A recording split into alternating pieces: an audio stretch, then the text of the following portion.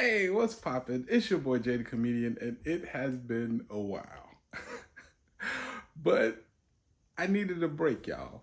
And I just didn't want to announce that I needed a break because I've learned re- it just a while, that announcing that you're taking a break, it doesn't go over so well, and people start speculating and saying crazy stuff. So I'm just like, how about I just take a break? Just take the break and that's it. And I'm gonna be honest, it's not like I was like, I'm taking a break today. I was like in the middle of being like, oh, I'm gonna come back and I'm gonna do this and I'm gonna do that, and then after like a month went by, I'm like, Jay, you're kind of on a break right now. Just focus on that break. And I did. And I guess the reason I really needed to take a break was because I was looking for something in my life and I couldn't find it. You know what I mean? Like when I left the organization, I was happy. And the more time I spent away from it, the more happier I got. But I still felt like, man, it's something missing. What am I missing? What am I missing? Now, if you ask any Jehovah Witness that question, they're gonna tell you, oh, I know what you're missing. Oh, I know. You're missing Jehovah's love. I'm happy to tell you that's not what I was missing at all. Um, okay, so there's a couple things that I learned during this like extended break that it makes 100% sense now. 100% sense. It makes 100%. Damn it, I can't talk today. It makes 100% sense now, and that is uh, how to truly be happy outside of the organization. And I cannot wait to share that with you. So here you go. So after you leave the organization, first off, you need to understand, especially anybody who's like recently left the organization, uh, it's not enough just to leave because you're gonna have to still deal with a ton of baggage and emotional heartache that's been like given to you for decades and decades and decades, depending on how old you are and how long you've been out, but how long you were in. Like it's an extended amount of time that you have to fight with and get past mentally. Now, this is not something you can do overnight. This is not something that you can just like sit down, talk to somebody for one day, and then be completely over it. Um, Actually, if I would have talked to somebody, I probably would have got over it much quicker. So I recommend therapy. But something that I learned in my time out was how to be happy. And it's funny and it kind of logically don't make no sense, but it makes sense when you do think about it logically. Oh, I know. I'm going crazy, but anyway, let me not hold it on anymore. The secret to being happy after you leave the organization is not trying to be happy. It's not in actually waking up saying, you know what, today I'm gonna be happy. Like that's not how it works. How it works is it's kind of like an in around approach. Like it's not going directly to it. You got to kind of like go around to get to your goal. So basically, in life, you're always going to go through things that make you unhappy all the time. You can't avoid it. But if you directly and intentionally do things that you enjoy, the more things you do that you enjoy, the happier of a person you will be.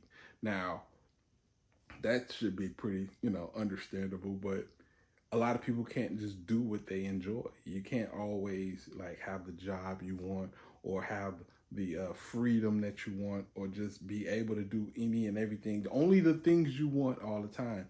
You have to do unpleasant things a lot. Like if you want to earn money, you got to work, and work is a lot of the times very unpleasant. But if you truly want to be happy, what I suggest is that you work with a goal. You work towards something. You know what I mean? Like, a lot of people work just to pay their bills. A lot of people work just to make sure there's food on the table at the end of the day. And let's be honest, those work checks aren't really giving you much more than that. So I would suggest personally to work towards something. Like, if you can have a job that you actually enjoy, or a job in which it focuses on your abilities and your talents. You know what I mean? The things you actually enjoy and want to do. If you could figure out a way to monetize those things, then there you go. Money is literally a strong part of happiness. It is. It is, because it's so freeing, like when you don't have to worry about where your next meal is coming from, or if you're going to be able to live in a certain place or whatever, or if you're going to be able to even pay rent or your mortgage or whatever. It weighs on your happiness. So you need to be able to get all of that stuff like squared away, because the least worries you have, the more happiness you have. The least amount of things that are tugging at you mentally, the happier you'll be. You have to be able to unload some of that stress and some of that like mental weight off your mind and off your shoulders in order to truly be happy. So I suggest that you work toward building up a financial future that takes a lot of the pressure off. Now, that's the funny thing. The thing about making money kind of works the same way with like being happy. It's not as much about like, okay, today I'm going to make money. No, you have to find something that brings value to people. And it brings so much value to people that people are willing to pay for it. And every one of us has some innate talent that we are very happy to show off and very happy to use. And if we're able to do it in a way that helps other people, or that, brings value to their life, so much value that they're willing to pay for it, then boom, you do that and you have money. You know what I mean? Like, even while working your full-time job that gets the bill paid and get the the food on the table and make sure you have a place to live, also put a little money away. Or if not money, put something away. Put a little bit of time away so you could think about what you could do that would bring value to the world, that people would be willing to pay for, to see, whether or not it be something you can cook, or entertainment value that you could bring to other people, or just knowledge about something that you think is, it's not important. People don't care about how to grow strawberries in a yard. There's people that's really out there trying to grow strawberries, and goddamn bunnies keep coming and eating them. And now you got baby bunnies all growing in your strawberry patch, and you wondering why your strawberries ain't growing. But if you had somebody online, you'd be willing to give them money to help you grow your damn strawberries. Now, I'm speaking like this because that's exactly what happened to me. My goddamn strawberries had baby bunnies inside of it, and the mama bunny kept eating my goddamn strawberry. Anyway, I'm going on a tangent. Me and bunnies, we don't get along too much no more. They ain't as bad as squirrels, but they getting up there now. They keep eating my goddamn strawberries. I had to put a whole net on top of it. Anyway, that's not the point. That's not the point. The point is, do not devalue yourself.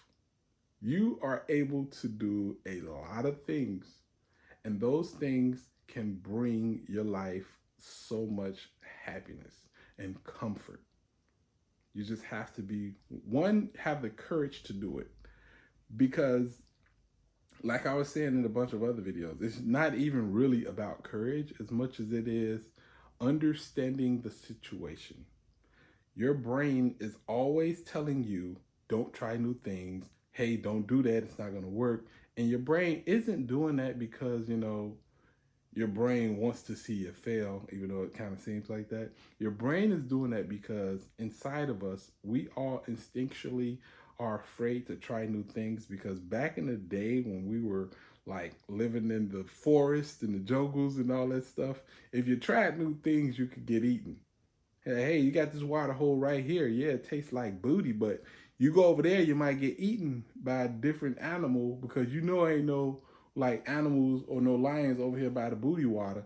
But if you go over here where the water looks fresh and clean, it might be a alligator or a snapping turtle up in there that might bite your nutsack. So don't go over there. Let's just stick with the booty water. Not knowing that, if you fight that thought and you go over there, you get some good, fresh, clean, non-booty water. You know what I mean? It's the same thing when we approach anything new. We're always uncomfortable. We're always like kind of begrudgingly doing it. And the people who are the most successful, the people who have accomplished the most in life and who are usually the most happy, are the people who understand new things are hard, new things feel dangerous and scary, but they also have the most potential to bring you the most abundant returns. So you cannot be afraid to try new things.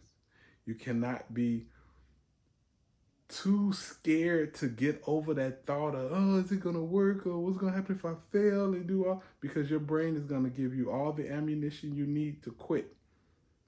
But it's going to take that other part of you to cancel out those thoughts and just try it. Because I guarantee you'll fail if you don't try. But if you do try, you still might fail, but you could also succeed. But anyway, of course, I'm just saying, like, this is like a mental dump of a lot of the stuff that I wanted to say to you guys that I ain't been able to say to you guys because I was on a break. But I'm back now. And I'll be making more videos like this, and we'll be talking more, and I'll be trying to really help people and try to get people to see the value in themselves and really find happiness. I found it, still finding it, you know what I mean? Like, life is a never-ending journey. Like, no matter where I'm at, I can always do better and I can always get better, and you should feel that way too, that there is no like end goal. It's just a continued way of being and a continued way of thinking. And if you can think this way, if you can strengthen your mind, oh, it's so much you can do in life. So much. It's so much life to be lived, and there's so much happiness to be had. So my suggestion to you is to go for that. It's your boy Jay the Comedian. I'm happy to be back. I'm glad to see y'all, and I miss y'all. So, holla at your guala. Deuces.